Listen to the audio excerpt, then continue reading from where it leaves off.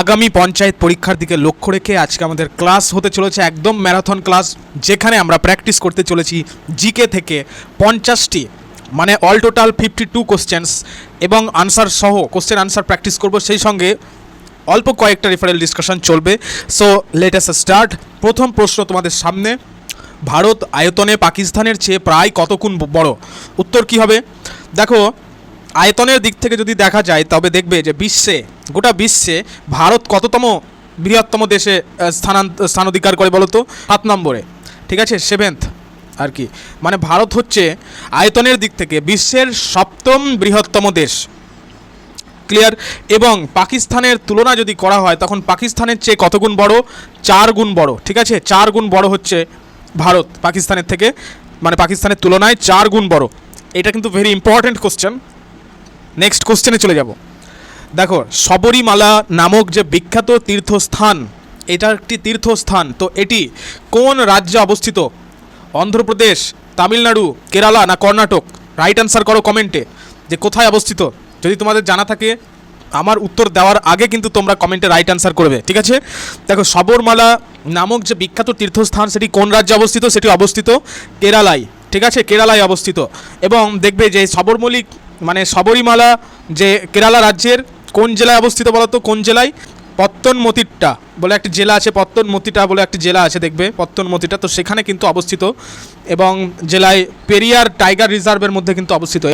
তো এটি কোন রিজার্ভের মধ্যে অবস্থিত? এটা পেরিয়ার টাইগার রিজার্ভের মধ্যে অবস্থিত এবং এটি বিখ্যাত একটি হিন্দু তীর্থকেন্দ্র, অনেকে তীর্থ করতে যায়। ক্লিয়ার আশা করি প্রত্যেকের কাছে। নেক্সট কোশ্চেন, দেখো, কোন হিমালয় শৃঙ্গকে সাগর মাথা বলা হয়? কোন হিমালয় শৃঙ্গটিকে সাগর মাথা বলা হয়? নঙ্গা পর্বত, ধবলগিরি, মাউন্ট এভারেস্ট না কাঞ্চনজঙ্ঘা? উত্তর কি হবে? দেখো, সাগর মাথা বলা হয় এবং এটা অ্যাকচুয়ালি নেপালে বলা হয়। এই সাগর মাথা যেই পর্বত হিমালয় শৃঙ্গকে বলা হয়, সেই সাগর মাথা অ্যাকচুয়ালি নেপালিরা বলে, ঠিক আছে, নেপালে এটা বলা হয়। আর দেখবে তিব্বতে একে কী বলা হয় বলো তো? তিব্বতে একে আবার বলা হয় চোমোলাংমা বলা হয় এই হিমালয় শৃঙ্গটিকে। তো সেই হিমালয় শৃঙ্গটি কি? সেই হিমালয় শৃঙ্গটি আর কিছুই নয়, মাউন্ট এভারেস্ট। আমরা নাম শুনে থাকি মাউন্ট এভারেস্ট, ঠিক আছে। তো একটা বিষয় যেটা জেনে রাখার তোমাদের জন্য খুবই জরুরি, সেটা হচ্ছে এই মাউন্ট এভারেস্টকে নেপালে বলা হয় সাগর মাথা এবং তিব্বতে বলা হয় চোমোলাংমা।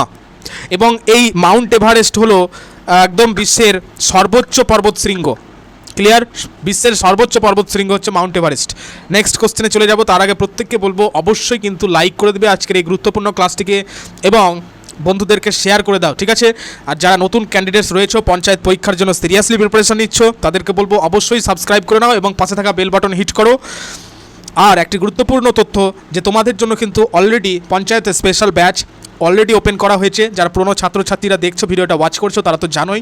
যারা নতুন ক্যান্ডিডেটস তাদের উদ্দেশ্যে বলছি, যারা এখনও পর্যন্ত হোয়াটসঅ্যাপ চ্যানেল যে ব্যাচ পঞ্চায়েত স্পেশাল ব্যাচ যারা জয়েন করনি, কমেন্টে পিন করে দেওয়া হয়েছে লিঙ্ক, প্লাস ভিডিও ডেসক্রিপশনেও পিন করে দেওয়া হয়েছে লিঙ্কে ক্লিক করে তোমরা হোয়াটসঅ্যাপ চ্যানেল জয়েন করে নোটিফিকেশান কিন্তু অবশ্যই অল করে নেবে।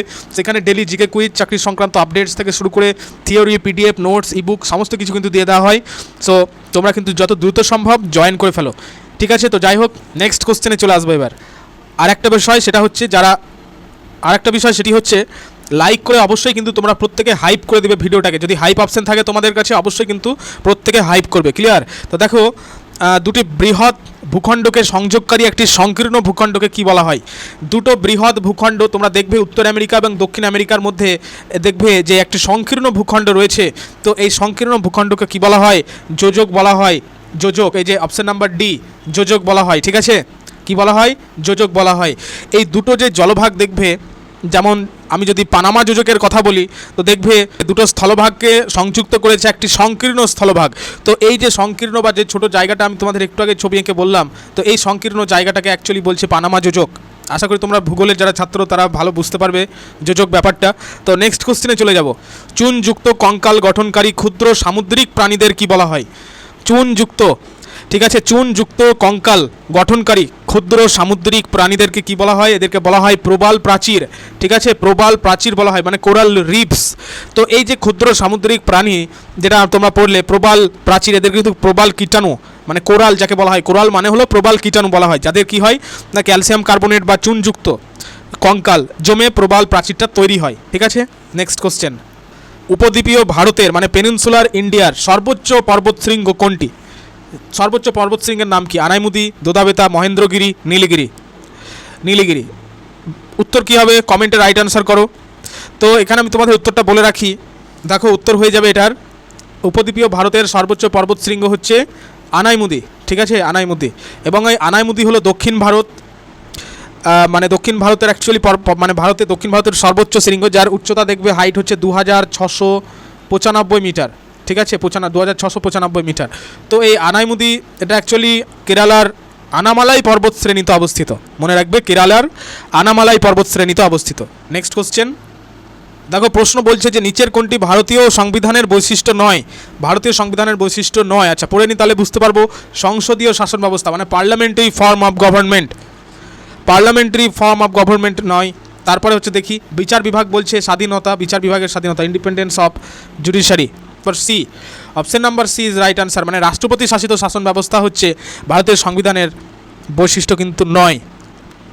বাকি যেগুলো লেখা রয়েছে সেটা কিন্তু সবগুলোই বৈশিষ্ট্য ভারতীয় সংবিধানের।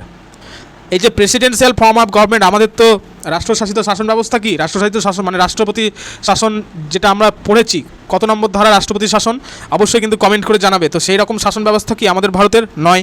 তাহলে ভারতীয় সংবিধানের বৈশিষ্ট্য নয় রাষ্ট্রপতি শাসিত ব্যবস্থা, শাসিত শাসন ব্যবস্থা। বাকি যেগুলো দেখতে পাচ্ছ যে সংসদীয় শাসন ব্যবস্থা, অবশ্যই পার্লামেন্টারি ফর্ম আছে আমাদের ইন্ডিয়ার, ইন্ডিপেন্ডেন্স অফ জুডিশিয়ারি মানে বিচার বিভাগের যে স্বাধীনতা অবশ্যই আছে, এবং আমাদের দেখবে যে যুক্তরাষ্ট্রের সরকারও কিন্তু রয়েছে, ফেডারেল গভর্নমেন্ট। Next question. তো আমাদের ভারতের মতোই যদি বলা যায় যে ভারতের মতোই কোন দেশে সংসদীয় গণতান্ত্রিক শাসন ব্যবস্থা রয়েছে, হ্যাঁ, আর মানে রাষ্ট্রপতি শাসিত ব্যবস্থা নেই, কোন দেশে? রাষ্ট্রপতি শাসিত ব্যবস্থা কোন দেশে রয়েছে? তখন কিন্তু উত্তর হয়ে যাবে ইউএসএ মানে আমেরিকা। ঠিক আছে, নেক্সট কোশ্চেন। দেখো বলছে কে দার্শনিক এবং ধর্মীয় আলোচনার জন্য তত্ত্ববোধিনী সভা প্রতিষ্ঠা করেন? তত্ত্ববোধিনী সভা কে প্রতিষ্ঠা করেন? এক কথায় উত্তর হয়ে যাবে দেবেন্দ্রনাথ ঠাকুর তত্ত্ববোধিনী সভা প্রতিষ্ঠা করেন। এবং কত সালে প্রতিষ্ঠা করেছিলেন? 1839 সালে প্রতিষ্ঠা করেছিলেন। এবং দেখবে দেবেন্দ্রনাথ ঠাকুর, আচ্ছা আমি তো বললামই যে দেবেন্দ্রনাথ ঠাকুর তত্ত্ববোধিনী সভা প্রতিষ্ঠা করেন, তো কত সালে করেন? 1839 সালে। এবং প্রতিষ্ঠা তো করেছিলেন 1839-এ, কিন্তু প্রকাশ কবে হয়েছিল, কোন সালে হয়েছিল প্রকাশ? দেখো প্রকাশ হয়েছিল কোন সালে? প্রকাশ হয়েছিল 1843 সালে। ঠিক আছে, 1843-এ প্রকাশ পেয়েছিল। নেক্সট কলকাতা প্রতিষ্ঠার আগে কোথায় ইংরেজদের বসতি সবচেয়ে বেশি ছিল? ইংরেজদের বসতি সবচেয়ে বেশি ছিল কোথায়? হুগলিতে। ঠিক আছে, হুগলিতে ইংরেজদের বসতি সবচেয়ে বেশি ছিল। নেক্সট দেখো বাংলার প্রাচীন দৈনিক সংবাদপত্র বসুমতী পত্রিকার সম্পাদককে, বসুমতী পত্রিকার সম্পাদককে ছিলেন? প্রথমে জানতে হবে তোমাদের বসুমতী পত্রিকার সম্পর্কে, সেটি হচ্ছে উপেন্দ্রনাথ মুখোপাধ্যায়ের উদ্যোগে কিন্তু বসুমতী পত্রিকা মানে আত্মপ্রকাশ করে। ঠিক আছে, কত সালে?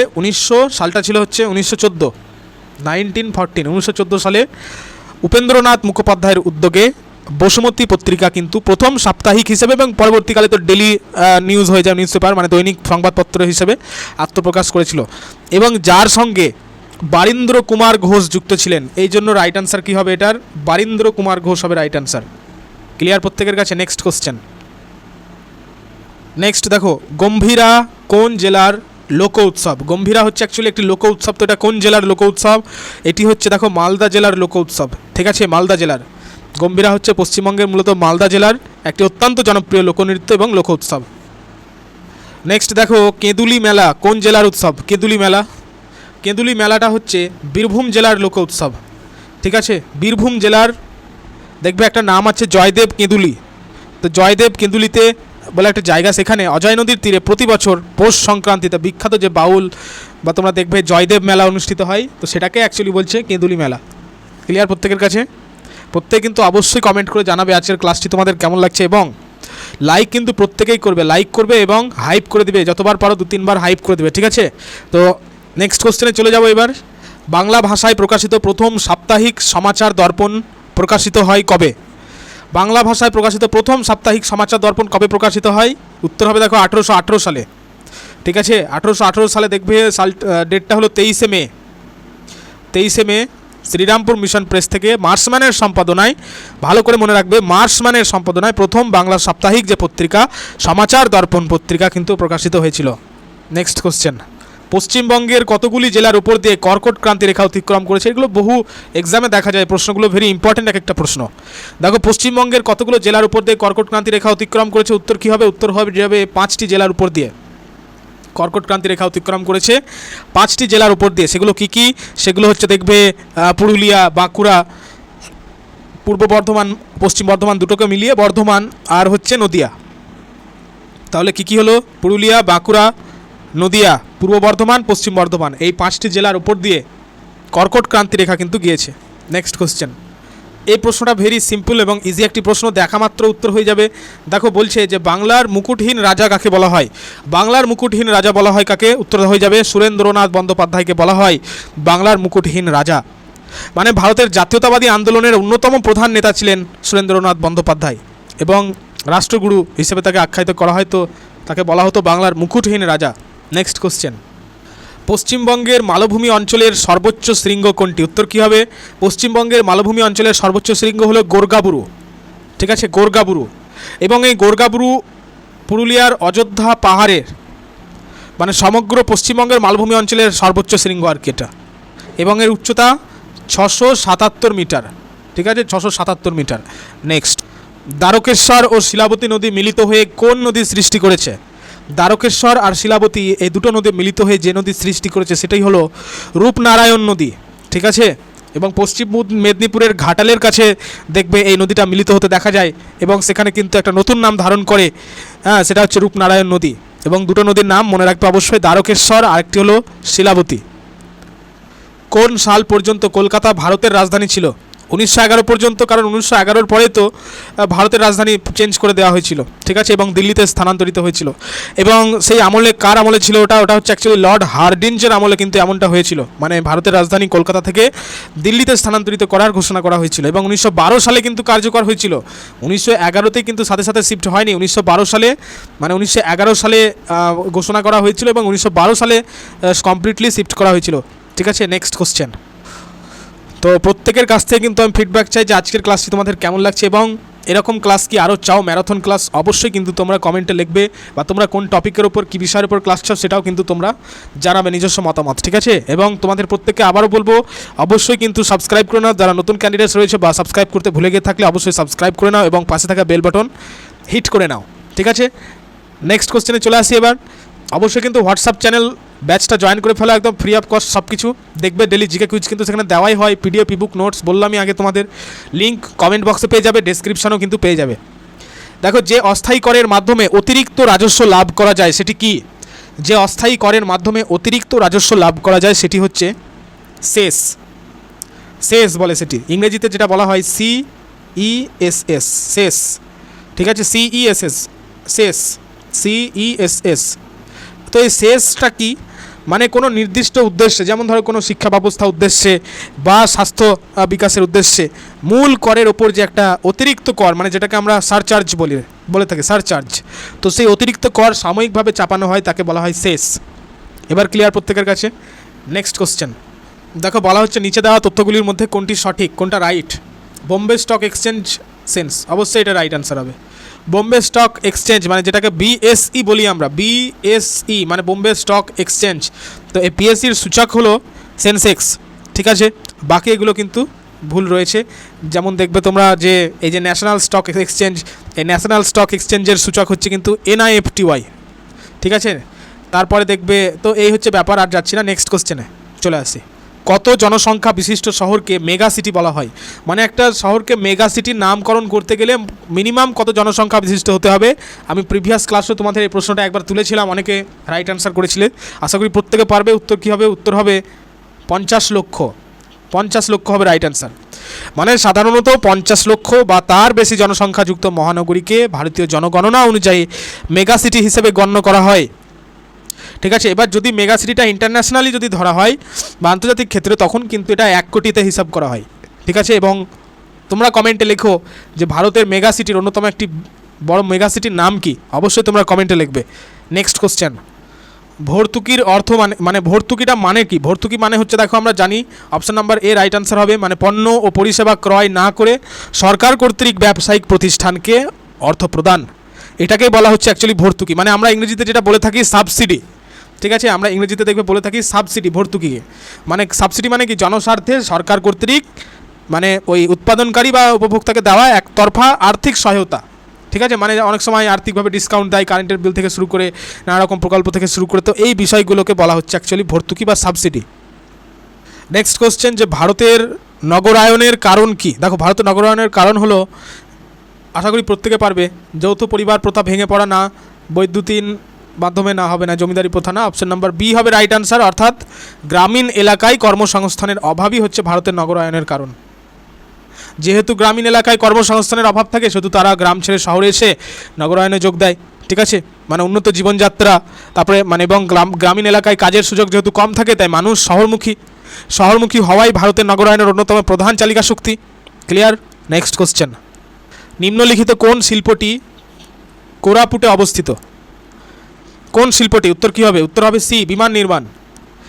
এই কোরাপুটেটা কোথায় অবস্থিত জানলেই তোমরা বুঝে যাবে কোরাপুটে কোথায় অবস্থিত। ওড়িশা, মানে উড়িষ্যাতে অবস্থিত, উড়িষ্যাতে অবস্থিত কোরাপুটে হিন্দুস্তান অ্যারোনটিক্স লিমিটেড দেখবে আছে, HAL।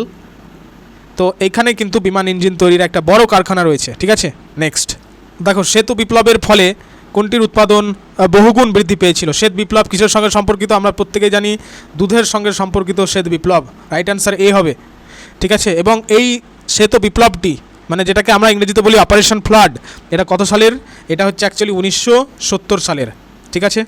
এবং এই শ্বেত বিপ্লবের জনক যদি বলা হয়, তখন উত্তর কী হবে? ডক্টর ভার্গিস কুরিয়েন হচ্ছেন শ্বেত বিপ্লবের জনক। দেখো এটা কিন্তু বহু পরীক্ষায় দেখা যায়, প্রশ্নটা ভেরি ইম্পর্ট্যান্ট। বুল ও বেয়ার এই দুটি শব্দ কিসের সাথে জড়িত? এই দুটি শব্দ শেয়ার বাজারের সঙ্গে জড়িত, ঠিক আছে। শেয়ার বাজারে তেজি ভাব, মানে দেখবে ইনক্রিজের ভাব, মানে বেড়ে যাওয়ার ভাবকে, ঊর্ধ্বগতি যদি থাকে তখন কিন্তু সেটাকে বলা হয় বুল, ঠিক আছে। আর বেয়ার মানে কি? যখন নিম্ন গতিতে চলে যায়, মানে নিচে নামতে থাকে, ডিক্রিজ হয়, তখন কিন্তু তাকে বলছে বেয়ার। বুল, বেয়ার দুটো শব্দ কিন্তু জেনে রাখতে হবে। যদি ইংরেজিতে থাকে তবুও তাহলে স্পেলিংটা কী হবে? BULL, বুল মানে যখন ইনক্রিজ হচ্ছে, আর BEAR বেয়ার মানে যখন ডিক্রিজ হচ্ছে। বুলে ইনক্রিজ হচ্ছে, বেয়ারে ডিক্রিজ হচ্ছে, ঠিক আছে। নেক্সট কোশ্চেন, দেখো নিয়ন্ত্রিত বিদ্যুৎ সরবরাহের জন্য কোনটি ব্যবহৃত হয়? বিদ্যুৎ সরবরাহের জন্য জেনার ডায়োড ব্যবহৃত হয়। জেনার ডায়োড, এই জেনার ডায়োডটা কি? জেনার ডায়োড হলো মূলত ভোল্টেজ বা রেগুলেটর একটা, যেটাকে আমরা ইংরেজিতে বলে থাকি দেখবে স্টেবিলাইজার। মানে একটা ভোল্টেজকে রেগুলেট করার হিসেবে কাজ করে, যা বর্তনীতে নির্দিষ্ট ভোল্টেজটাকে বজায় রাখার চেষ্টা করে, ঠিক আছে। এটাই হচ্ছে জেনার ডায়োড। নেক্সট, গামা রশ্মির কারণে নিচের কোনটি ঘটতে পারে? গামা রশ্মির কারণে কী হবে? গামা রশ্মির কারণে জিন মিউটেশন হতে পারে, জিনের পরিবর্তন ঘটতে পারে, কারণ গামা রশ্মি অত্যন্ত উচ্চভেদন ক্ষমতা সম্পন্ন একটা তড়িৎ চৌম্বকীয় তরঙ্গ, এবং এটি জীবন্ত কোষের ডিএনএরও কিন্তু ক্ষতি করে দেয়, এবং সেখানে জিনের পরিবর্তন ঘটিয়ে দেয় বা জিন মিউটেশন করিয়ে দিতে পারে। কঠিন অবস্থায় বিদ্যুৎ পরিবহন করে এমন পদার্থের নাম কি? মানে কঠিন অবস্থাতেও কিন্তু বিদ্যুৎ পরিবহন করছে, উত্তর কী হবে? উত্তর হয়ে যাবে, দেখো এটার গ্রাফাইট। অবশ্যই বিদ্যুৎ পরিবহন করে। গ্রাফাইট একটি অধাতু হলেও কিন্তু মানে মুক্ত ইলেকট্রন থাকায় এর মধ্যে এটা কঠিন অবস্থাতেও খুব ভালো তড়িৎ পরিবহন করতে পারে। ক্লিয়ার? নেক্সট দেখো, বলা হচ্ছে কোন শর্তের সেটটি একটি গ্যাসকে তরল করার সবচেয়ে সহজ উপায় নির্দেশ করে? মানে কোনো একটা গ্যাসকে তরলে কনভার্ট করছে। তো দেখো, যে গ্যাসের অণুগুলির গতিশক্তি কমাতে, প্রথমত আমাদের গ্যাসের অণুগুলোর গতিশক্তি কমাতে হবে। তো গতিশক্তি কমাতে কিন্তু নিম্ন তাপমাত্রা প্রয়োজন। তাহলে আমাদের অপশানে নিম্ন তাপমাত্রা অপশান নাম্বার সি আছে, অপশান নাম্বার এতে আছে। এবং অণুগুলি কাছাকাছি এনে অন্ত আণবিক আকর্ষণ বাড়াতে কিসের প্রয়োজন? উচ্চ চাপের প্রয়োজন। নিম্ন চাপের কিন্তু প্রয়োজন হয় না, উচ্চ চাপের প্রয়োজন। সেই কারণে অপশান নাম্বার এ হয়ে যাবে রাইট আনসার, ঠিক আছে। Next question. নেক্সট দেখো, আলোর রং নিচের কোনটির সাথে সম্পর্কিত? আলোর রং ফ্রিকোয়েন্সির সঙ্গে সম্পর্কিত, কম্পাঙ্ক, ঠিক আছে, যেটাকে বলা হয় তরঙ্গ দৈর্ঘ্যের উপর নির্ভর করে আলোর রং। যেমন দেখবে লাল আলোর তরঙ্গ দৈর্ঘ্যটা সবচেয়ে বেশি হয়, আবার বেগুনি আলোর তরঙ্গ দৈর্ঘ্য সবচেয়ে কম হয়, ঠিক আছে। মানে যেটা বললাম যে দেখবে লাল আলোর তরঙ্গ দৈর্ঘ্য সবচেয়ে বেশি, আর বেগুনি আলোর তরঙ্গ দৈর্ঘ্যটা কিন্তু কম। তো এই বিষয়টা কিন্তু মনে রাখতে হবে যে আলোর রং সম্পর্কিত কিসের সঙ্গে? ফ্রিকোয়েন্সির ওপর কিন্তু নির্ভর করে আলোর রং। নেক্সট কোশ্চেন দেখো, মোটর গাড়ির হাইড্রোলিক ব্রেক যে কাজ মানে যে পদ্ধতিতে কাজ করে মানে কার্যপদ্ধতি কোন নীতি বা সূত্রের সাহায্যে ব্যাখ্যা করা যায়? এটা উত্তর হবে দেখো পাস্কেলের নীতি, মানে পাস্কেলের সূত্র। পাস্কেলের নীতি অনুযায়ী দেখবে আবদ্ধ তরলের ওপর প্রযুক্ত চাপ সব দিককে সমানভাবে সঞ্চালিত হয়, আর এইটাই হচ্ছে এবং এই নীতি অনুযায়ী কিন্তু হাইড্রোলিক প্রেস বা ব্রেকগুলোকে কাজ করানো হয় বা কাজ করে থাকে। নিচের বিকল্পগুলির মধ্যে তাপের সর্বোত্তম পরিবাহী কোনটি? তাপের সর্বোত্তম পরিবাহী হচ্ছে দেখবে পারদ, মানে মার্কারি। এই পারদ একটি তরল ধাতু, যেহেতু তরল ধাতু তাই সাধারণত তরলগুলির যেমন জল বা অ্যালকোহল বলতে পারো তরল হিসেবে, তো এর তরলগুলির তুলনায় অনেক ভালো তাপ আর তড়িৎ বিকিরণ পরিবহন কিন্তু করতে পারে। ফিমার হাড়টি পাওয়া যায় কোথায়? ফিমার হাড় আমরা জানি পায়ে থাকে ফিমার হাড়, এবং ফিমার মানুষের উরুতে অবস্থিত, এবং এটি মানবদেহের দীর্ঘতম এবং সবচেয়ে শক্তিশালী একটি হাড় হলো ফিমার হাড়, মানে থায়ের হাড় যাকে বলে। নেক্সট কোশ্চেন, আশা করি প্রত্যেকে পারবে আনসারটা, যে ভার্মি কম্পোজটে কোন প্রাণীকে ব্যবহার করে তৈরি করা হয় ভার্মি কম্পোস্ট? কেঁচো, কারণ কেঁচোর সাহায্যে জৈব বর্জ্য পদার্থকে পচিয়ে যে উন্নত মানের জৈব সার তৈরি করা হয় তাকেই তো ভার্মি কম্পোস্ট বলে। মানে কেঁচোর সাহায্যে জৈব বর্জ্যগুলোকে পচিয়ে যে উন্নত মানের জৈব সার তৈরি করা হয় তাকে তো ভার্মি কম্পোস্ট বলে। তো ভার্মি কম্পোস্টে কোন প্রাণীকে ব্যবহারে তৈরি করা হয়? কেঁচোকে ব্যবহারে তৈরি করা হয়। মাটির অনেক উপকারী একটি জিনিস কেঁচো। নেক্সট কোশ্চেন, বেরিবেরি কোন ভিটামিনের অভাবে হয়? এটা দেখবে ভিটামিন B1 এর অভাবে কিন্তু বেরিবেরি রোগ হয়, এবং এই ভিটামিন B1 এর রাসায়নিক নামটা কি? থায়ামিন। ঠিক আছে, নেক্সট কোশ্চেন, এবং যেটা আগে বললাম ভিটামিন B1 অ্যাকচুয়ালি এই বেরিবেরি রোগটা কখন হয়? যখন দেখবে পালিশ করা চালকে তুমি বেশিভাবে খাচ্ছ। যদি পালিশ করা চাল বেশি খাওয়া হয় তখন কিন্তু এই রোগের সম্ভাবনাটা কিন্তু বেশি থাকে। ঠিক আছে, নেক্সট কোশ্চেন, পূর্ণবয়স্ক মানুষের শরীরে রক্ত তৈরির স্থান কোথায়? লোহিত অস্থিমজ্জায়। লোহিত অস্থিমজ্জায়। একজন পূর্ণবয়স্ক মানুষের রেড বোন ম্যারো, যেটাকে বলছে বোন ম্যারো মানে অস্থিমজ্জা, রেড বোন ম্যারো, তো লাল অস্থিমজ্জা থেকে লোহিত রক্তকণিকা এবং অন্যান্য রক্তকণিকাগুলো তৈরি হয়। ঠিক আছে, নেক্সট কোশ্চেন, টেস্ট টিউব বেবির জন্য কোথায় নিষেধ সংঘটিত হয়? উত্তর কী হবে? শরীরের বাইরে। নিচের কোনটিকে আত্মঘাতী থলি বলা হয়? প্রত্যেকে আশা করি পারবে, যারা হোয়াটসঅ্যাপ চ্যানেলের সঙ্গে যুক্ত রয়েছে ছাত্রছাত্রীরা, যারা প্র্যাকটিস করে প্রত্যেক দিন ডেলি জিকে কুইজ, তারা তো অবশ্যই পারবে, কারণ এগুলো দিয়ে দেওয়া হয়। দেখো আত্মঘাতী থলি কাকে বলা হয়? লাইসোজোমকে বলা হয় কিন্তু আত্মঘাতী থলি। ঠিক আছে, নেক্সট কোশ্চেন, মানুষের জিহায় মানে জিভে ঘা যে ভিটামিনের অভাবে হয়, মানে কোন ভিটামিনের অভাবে জিভে ঘা হয়? সেটা হবে দেখো রাইবোফ্লোভিন। এই রাইবোফ্লোভিন বলো তো, যেটা রাসায়নিক নাম, তো কোন ভিটামিনের রাসায়নিক নাম? ভিটামিন 2 এর রাসায়নিক নাম হচ্ছে রাইবোফ্লোভিন, অর্থাৎ ভিটামিন 2 এর অভাবে কিন্তু মানুষের জিভে ঘাটা হয়। তো এই মানে ভিটামিন B2 এর অভাবে দেখবে ঠোঁটের কোণে ঘা হয়েছে, যেটাকে বলা হয় ইংরেজিতে চেইলোসিস। আবার জিভে ঘা হয় যেটাকে বলা হয় গ্লসাইটিস। তো এইগুলো কিন্তু দেখা দেয়।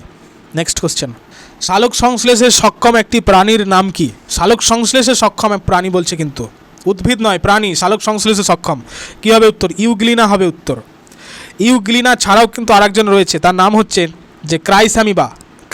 হয়তো নামটা তোমাদের অজানা মনে হতে পারে, কিন্তু ক্রাইসামিবা আর ইউগ্লিনা এরা হলো এমন কিছু এককোষী প্রাণী যাদের দেহে ক্লোরোপ্লাস্ট যেহেতু আছে, তাই এরা উদ্ভিদের মতো সালোক সংশ্লেষ করতে পারে। প্রত্যেকের কাছে ক্লিয়ার? অবশ্যই কিন্তু হোয়াটসঅ্যাপ চ্যানেল ব্যাচের সঙ্গে যুক্ত হয়ে যাবে যারা নতুন ক্যান্ডিডেটস রয়েছে। আবারও বলছি, লিঙ্ক কমেন্ট বক্সে দিয়ে দেওয়া হয়েছে, ডিসক্রিপশানেও দিয়ে দেওয়া হয়েছে। ঠিক আছে, নেক্সট কোশ্চেনে চলে যাব। মানবদেহে যে মৌলটি সবচেয়ে বেশি পরিমাণে আছে সেটি কি? মানবদেহে যে মৌলটা সবচেয়ে বেশি পরিমাণে আছে সেটা হচ্ছে অক্সিজেন, মানে O2। ঠিক আছে, তাও কত পার্সেন্ট বলা যায়? 65% বলা যায় আছে। ঠিক আছে, মানে মানব ভর অনুযায়ী মানবদেহের প্রায় 65% হলো অংশই হচ্ছে অক্সিজেন দ্বারা গঠিত, এবং যা শরীরের জলের উপাদান হিসেবে কিন্তু প্রধানত জলের মতো হয়ে থাকে। নেক্সট কোশ্চেন, মানবদেহের সর্বাপেক্ষা বৃহৎ গ্রন্থির নাম কি? সবচেয়ে বড় গ্রন্থির নাম হচ্ছে, আমরা প্রত্যেকেই জানি, যকৃৎ, লিভার, এবং এটি হচ্ছে বৃহত্তম গ্রন্থি এবং অভ্যন্তরীণ অঙ্গ। ঠিক আছে, এবং এই যকৃৎ বা লিভারের ওজন কত? পূর্ণবয়স্ক মানুষের 1.5 কেজি। ঠিক আছে, 1.5 KG. Next question, very important question, যে ক্লোরোমাইসিন ওষুধ কোন রোগের জন্য ব্যবহৃত হয়? কোন রোগ? যক্ষা, টাইফয়েড, রক্তচাপ না ম্যালেরিয়া? ক্লোরোমাইসিন ওষুধ কোন রোগের জন্য ব্যবহৃত হয়? চটপট রাইট অ্যান্সার কমেন্টে করো। তো উত্তর কী হবে এটার? টাইফয়েডের জন্য ব্যবহৃত হয় ক্লোরোমাইসিন। ঠিক আছে, ক্লোরোমাইসিনের আরেকটাও নাম আছে, সেটা হচ্ছে ক্লোরামফেনিকল। তো এটা হলো ব্রড স্পেকট্রাম অ্যান্টিবায়োটিক টাইপ একটি ওষুধ, যা টাইফয়েড জ্বরের চিকিৎসায় কিন্তু খুবই কার্যকারী। যাই হোক, next question, touch of by God বইটি কার আত্মজীবনী? Touch of by God, touch of by God এই বইটি কার আত্মজীবনী? উত্তর কি হবে? দিয়েগো ম্যারাডোনার আত্মজীবনী। ঠিক আছে, দিয়েগো ম্যারাডোনা। ব্যাডমিন্টনের ফাদার ককে কটি পালক থাকে? ব্যাডমিন্টনের যে কক দেখবে যেটা নিয়ে খেলা হয় সেখানে কটি পালক থাকে? দেখবে 16টি পালক থাকে, 16টি। এটা কিন্তু ভেরি ইম্পর্টেন্ট কোশ্চেন। 16টি পালক থাকে, মানে যেটা অ্যাকচুয়ালি স্ট্যান্ডার্ড শাটল কক সেটাতে কিন্তু 16টা পালক থাকে। এবং এই নিয়মটা অ্যাকচুয়ালি 16টা থাকে, এই নিয়মটা কোন ফেডারেশন অনুযায়ী? আন্তর্জাতিক ব্যাডমিন্টন ফেডারেশনের নিয়ম অনুযায়ী কিন্তু স্ট্যান্ডার্ড শাটল ককে 16টা পালক থাকতেই হবে। ঠিক আছে, এটা কিন্তু নিয়ম। নেক্সট কোশ্চেন, বিখ্যাত দৌড়বিদ মানে রেসার স্টেলা ওয়ালশকে যে নামে ডাকা হয় বা যে নামে পরিচিত, তো সেই নামটি কি? Stella the fellow.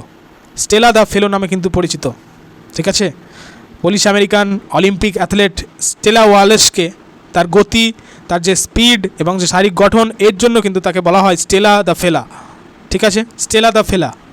Next question, নিচের কোন খেলোয়াড়কে রাওয়ালপিন্ডি এক্সপ্রেস নামে খ্যাত? মানে রাওয়ালপিন্ডি এক্সপ্রেস বলা হয়, রাওয়ালপিন্ডি এক্সপ্রেস কাকে বলা হয়?